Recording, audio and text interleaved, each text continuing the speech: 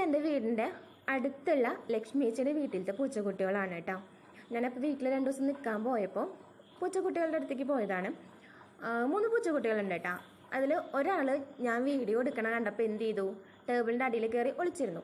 പക്ഷേ ഈ 2 കുട്ടികൾ എന്തായാലും, ഈ 2 പൂച്ചക്കുട്ടികൾ എന്നെ മൈൻഡേ ചെയ്തില്ല. ഒരു നല്ല കളിയായിരുന്നു, നല്ല ക്യൂട്ടായിട്ട് തോന്നി, നല്ല രസമല്ലേ. എനിക്ക് പൂച്ചക്കുട്ടികളെ ഇഷ്ടമാണ്, പക്ഷേ വീട്ടിൽ വളർത്താനൊരു മടിയുണ്ട് കേട്ടോ. കാണാനും കുഞ്ചിക്കാനൊക്കെ താലോലിക്കാനൊക്കെ ഭയങ്കര ഇഷ്ടമാണ്.